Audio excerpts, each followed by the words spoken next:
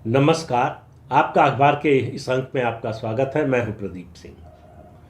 हिमाचल प्रदेश में जो कुछ हो रहा है वो बड़ा क्लासिकल केस है कि कांग्रेस पार्टी में क्या क्या समस्याएं हैं और उनका क्या निदान हो सकता है, कांग्रेस पार्टी में कैसे सुधार किया जा सकता है। लेकिन कांग्रेस पार्टी में सुधार कोई करना चाहता है ऐसा अभी तक दिखाई नहीं देता। देखिए, हिमाचल प्रदेश में जो कुछ हुआ वो दरअसल ये लड़ाई जो प्रदेश अध्यक्ष हैं स्वर्गीय राजा वीरभद्र सिंह की पत्नी है प्रतिभा सिंह, उनके और जो मुख्यमंत्री हैं सुखविंदर सिंह सुक्खू, उनके बीच की लड़ाई नहीं है। ये पहले तो स्पष्ट कर लीजिए। ये लड़ाई संगठन और सरकार के बीच की नहीं है। ये लड़ाई और ये समस्या जो है वो पार्टी हाईकमान की है। पार्टी हाईकमान को पहले दिन से, जिस दिन सरकार बनी, मालूम थी कि समस्या है और समस्या क्या है, समस्या का निदान संभावित क्या हो सकता है। हाईकमान ने टाल दिया क्योंकि हाईकमान को जो है ये समस्या सुनने के लिए समय चाहिए और समस्या सुन ले, अगर समय निकल आए उनके पास, तो उसका निराकरण करने के लिए निर्णय लेने की क्षमता चाहिए, जो दोनों इस पार्टी हाईकमान में, कांग्रेस हाईकमान में जो मौजूदा है, नहीं है। न तो सुनने की क्षमता है और न ही निर्णय लेने की क्षमता है। तो इसलिए उसको टालते रहे तो आखिर एक मौका, जो असंतुष्ट थे, जो अपने को अपमानित महसूस कर रहे थे, जिनको लग रहा था कि उनकी सुनवाई नहीं हो रही है, जिनको लग रहा था उनके साथ अन्याय हो रहा है, उन लोगों को एक मौका हाथ लगा। अभिषेक मनु सिंघवी की हार नहीं हुई है, ये हार हुई है सोनिया गांधी और राहुल गांधी की। ये संदेश अभिषेक मनु सिंघवी या सुखविंदर सिंह सुक्खू के लिए नहीं है, ये संदेश पार्टी हाईकमान के लिए है कि अगर आप सुनवाई नहीं करेंगे, अगर आप न्याय नहीं करेंगे, आप में न्याय करने की क्षमता नहीं है, तो फिर हम चीज़ों को हाथ में ले लेंगे, फिर हम न्याय करेंगे, अपने तरीके से करेंगे और उसका खामियाजा आपको भुगतना पड़ेगा, जो भुगत पड़ रहा है। अभिषेक मनु सिंघवी देश के बड़े वकील हैं और कांग्रेस के तमाम केस, खासतौर से गांधी परिवार के तमाम केस वही लड़ रहे हैं। तो ऐसे में उनका राज्यसभा में जाना कांग्रेस पार्टी के लिए नहीं, कांग्रेस हाईकमान के लिए बहुत ज़रूरी था। ये बात जो है ये विधायक जानते थे, जो असंतुष्ट ग्रुप है उसको अच्छी तरह से पता था कि अभिषेक मनु सिंघवी के राज्यसभा में जाने या न जाने का अर्थ क्या होता है। तो ये हमला सीधा पार्टी हाईकमान पर है। ये लड़ाई जो है सुखविंदर सिंह सुक्खू और प्रतिभा सिंह और विक्रमादित्य सिंह के बीच की नहीं है। ये लड़ाई सीधी सीधी राजा वीरभद्र सिंह के परिवार और गांधी परिवार के बीच की है। तो ये दो परिवारों की लड़ाई है, ऐसे परिवारों की। एक तरफ है राजा वीरभद्र सिंह का परिवार जिसके पास जनाधार है। इस फर्क को समझिए। क्यों इस लड़ाई का अभी तक कोई फैसला नहीं हुआ है? वो इसलिए कि राजा वीरभद्र सिंह का परिवार जो है, उनकी पत्नी प्रतिभा सिंह जो पीसीसी अध्यक्ष हैं और विक्रमादित्य सिंह जो मंत्री थे सुक्खू सरकार में, इस्तीफ़ा दिया, फिर इस्तीफ़ा वापस ले लिया। उस इस्तीफ़ा वापस लेने को उनकी हार या उनकी कमज़ोरी मत समझिए।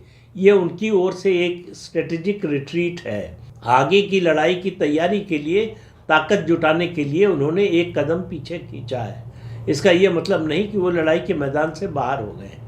तो ये लड़ाई जो है दो ऐसे परिवारों की है जिनमें से एक के पास जनाधार है, दूसरे के पास जनाधार नहीं है, लेकिन अतीत में कभी उसके पास जनाधार हुआ करता था। उस अहंकार में वो अपने फैसले थोपना चाहता है, लादना चाहता है। वो है गांधी परिवार। सोनिया गांधी हो, राहुल गांधी हो या प्रियंका वाड्रा हो, उनकी बात हिमाचल में जो कांग्रेस के 40 विधायक, सिर्फ 40 विधायक, उनमें से ज़्यादातर सुनने को तैयार नहीं है, ऐसा दिखाई दे रहा है। जिन लोगों ने बगावत की, केवल उनको मत देखिए। जो बगावत कर सकते हैं और जो बगावत करने वालों का मन ही मन समर्थन कर रहे हैं, उनके बारे में सोचिए। ये स्थिति अगर आई कि कांग्रेस का उम्मीदवार इतना बड़ा बहुमत होने के बावजूद हार गया, तो इसका मतलब कहीं ना कहीं मौन स्वीकृति बाकी लोगों की भी थी कि अगर ऐसा हो जाए तो कोई हर्ज नहीं है, क्योंकि किसी ने पहल नहीं की इसको रोकने की। इसलिए नहीं की कि उनको मालूम है कि अगर पहल करेंगे तो उसका नतीजा अच्छा नहीं होगा। कोई सुनवाई करने वाला नहीं है, कोई सुनने वाला नहीं है हमारी बात, कोई जो समस्या है उसका निराकरण करने वाला नहीं है। इसलिए जो है ये लड़ाई जहाँ तक पहुँची, ये मेरा मानना है कि पहला दौर था जब चुनाव के नतीजे आए। उस समय प्रतिभा सिंह या विक्रमादित्य सिंह जो है, दोनों में से कोई एक को मुख्यमंत्री वो गुट बनाना चाहता था, लेकिन उस समय पार्टी हाईकमान ने दबाव डाला और सुखविंदर सिंह सुक्खू को मुख्यमंत्री बनाया और उप मुख्यमंत्री बना दिए, जिससे ये लड़ाई, ये मतलब दोनों गुट संतुष्ट हो जाए। तो ये वैसे ही था जैसे बड़ी गंभीर चोट के ऊपर आप जो है वो बैंडेड लगा दें, उसी तरह का काम हुआ। वो घाव उसी तरह से बना रहा, घाव रिश्ता रहा। तो जिसको मौका मिला अपना घाव पूरा दिखाने का इस राज्यसभा के द्विवार्षिक उपचुनाव में, तो अभिषेक मनु सिंघवी की हार सोनिया गांधी और राहुल गांधी की हार है, इसमें कोई शक मत समझिए। सुखविंदर सिंह सुक्खू तो महज एक मोहरा है, और वो मोहरा भी हैं सोनिया गांधी और राहुल गांधी और प्रियंका वाड्रा का, तो इसलिए संदेश बड़ा साफ है। तो पहले दौर की लड़ाई वो थी जिसमें संघर्ष विराम हुआ। दूसरे दौर की लड़ाई ये है जो लड़ाई पक्ष में गई है राजा वीरभद्र सिंह के परिवार की ओर, और तीसरे दौर की लड़ाई की तैयारी शुरू होने वाली है। मेरा मानना है वो निर्णायक लड़ाई होगी। सुखविंदर सिंह सुक्खू के पक्ष ने इन 6 विधायकों को, जो बागी विधायक हैं जिन्होंने खिलाफ वोट किया, उनकी सदस्यता रद्द करा दी है विधानसभा की। अब वो सुप्रीम कोर्ट जाने की सोच रहे हैं। वो सुप्रीम कोर्ट जाएंगे, अगर वहाँ से राहत मिलेगी तो ठीक है, अगर राहत नहीं मिलती है तो लोकसभा चुनाव के साथ उन सीटों पर विधानसभा के चुनाव होंगे। तो विधानसभा के सदस्यों की संख्या अब घटकर 68 यानी 68 से घटकर 62 रह गई है, और 32 चाहिए बहुमत के लिए। इसमें अगर राजा वीरभद्र सिंह परिवार के 2 लोगों को जोड़ लें और उनके साथ और लोग हैं, ये न मानने का कोई कारण नहीं है। विक्रमादित्य सिंह का इरादा क्या है, किस तरफ है, उन्होंने साफ कर दिया। जब वो पंचकुला गए उन 6 बागी विधायकों से मिलने, तो उन्होंने हाईकमान को साफ साफ बता दिया कि मैंने अपने लोगों का साथ छोड़ा नहीं है।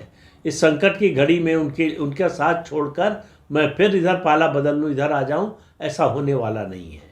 यही स्थिति प्रतिभा सिंह की है। उनसे पूछा गया कि पार्टी हाईकमान ने ऑब्जर्वर भेजे और ऑब्जर्वर से बात हुई, उसके बाद कोऑर्डिनेशन कमेटी बनाने की बात हुई है। तो उन्होंने कहा कि जब कोऑर्डिनेशन कमेटी का हाईकमान अनाउंसमेंट कर देगा, जब वो बन जाएगी तब देखेंगे। यानी अभी इंतज़ार है कोऑर्डिनेशन कमेटी का कि कैसे बनती है, कौन लोग शामिल किए जाते हैं।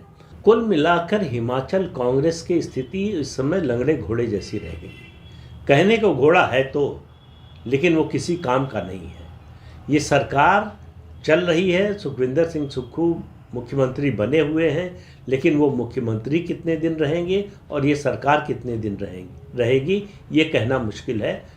सरकार की जड़ में मट्ठा पड़ चुका है, कब वो सूखेगी इसका इंतज़ार है। तो एक छोटा सा राज्य, हिमाचल जैसा राज्य, जहां 68 में से 68 में से 40 सीटें मिली कांग्रेस को, वहां भी अगर वो मैनेज नहीं कर पा रही है तो ये किस पर टिप्पणी है। देखिए, हिमाचल प्रदेश इस बात का उदाहरण है कि कांग्रेस पार्टी में क्या खराबी है, क्या कमी है, और अगर उसको ठीक करना है तो जो हिमाचल प्रदेश में कमी है उसको ठीक करने की ओर ध्यान दिया जाएगा तो पूरी कांग्रेस पर उसका असर पड़ेगा। पहला, संवाद। पार्टी के अपने लोगों से अगर संवाद शुरू नहीं करेगा पार्टी हाईकमान, तो आप समझिए पार्टी हाईकमान और पार्टी दोनों का डूबना तय है। संवाद का मतलब है कि आप उनकी शिकायत सुने, आप सुने कि वो उनको शिकायत क्या है, वो चाहते क्या है। तो अब उनकी बात सुनने के बाद 2 ही तरीके हैं, या तो आप उनको अपनी बात से कन्विंस कर दीजिए, समझा दीजिए उनको कि देखिए ये कारण है, ये और पार्टी के हित में ऐसा हो रहा है, इसलिए ये आपकी बात नहीं मानी जा सकती, या फिर आप उनकी बात मान लीजिए। जब आप दोनों नहीं करते हैं तब लोगों के मन में गुस्सा और ज़्यादा बढ़ जाता है, असंतोष और ज़्यादा बढ़ जाता है कि हमारी तकलीफ़ पर, हमारी शिकायत पर कोई ध्यान भी नहीं दिया जा रहा है, उसका निराकरण करने की बात तो बहुत दूर की बात है। तो हमको किसी तरह का भाव नहीं दिया जा रहा है, हमारी कोई इज्जत नहीं है, हमारी कोई प्रतिष्ठा नहीं है। तो फिर हमारे जो मन में आएगा वो फैसला हम उस हिसाब से लेंगे, हम अपने राजनीतिक भविष्य के हिसाब से लेंगे। मैं बार बार आपसे कह चुका हूँ, कांग्रेस पार्टी में दो तरह की समस्याएं हैं, या कहें दो तरह के लोग हैं। जो नेता हैं वो दो तरह के हैं, उनकी दो कैटेगरी बन चुकी है। एक ऐसे हैं जो देखते हैं कि उनका राजनीतिक भविष्य कहाँ है, किधर है, तो वो अपने राजनीतिक भविष्य को देखकर फैसला करते हैं कि पार्टी में रहना है या पार्टी से निकल जाना है, और निकल जाना है तो किस पार्टी में जाना है, या फिर जो है किस पार्टी के साथ खड़े होना है। दूसरी तरह के लोग वो हैं जो ये देखने, जांचने, परखने की कोशिश कर रहे हैं कि क्या पार्टी का राजनीतिक भविष्य है। जिनको ये लग रहा है कि पार्टी का ही राजनीतिक भविष्य नहीं है, वो छोड़कर पार्टी जा रहे हैं। और उसमें ऐसे लोग हैं जो पुराने लोग हैं, जो पार्टी की विचारधारा से एक समय जुड़े रहे हैं, जो पार्टी संगठन में, सरकार में बड़े पदों पर रहे हैं। सबसे ताज़ा उदाहरण तो अशोक चौहान का है। प्रदेश के मुख्यमंत्री रहे, प्रदेश अध्यक्ष रहे। ऐसा व्यक्ति अगर पार्टी छोड़कर जाने का फैसला करता है तो उसका एक ही कारण है कि उनको लग रहा है कि कम से कम महाराष्ट्र में कांग्रेस पार्टी का कोई भविष्य नहीं है। और जिस तरह से पार्टी हाईकमान पार्टी के कार्यकलाप को चला रहा है, उससे ऐसा सोचने वालों की संख्या दिन पर दिन बढ़ने वाली है। और ये 2024 का जो लोकसभा चुनाव है, उसके नतीजे के बाद ये प्रक्रिया और तेज होने वाली है। तो हिमाचल प्रदेश सिर्फ झांकी है, कांग्रेस में और बड़े संकट अभी बाकी हैं। तो इस अंक में इतना ही। अगले अंक में फिर मिलेंगे किसी नए मुद्दे के साथ। तब तक के लिए अनुमति दीजिए। आपसे अनुरोध है कि ये चैनल देखिए, शेयर कीजिए, लाइक कीजिए और सब्सक्राइब ज़रूर कीजिए। नमस्कार।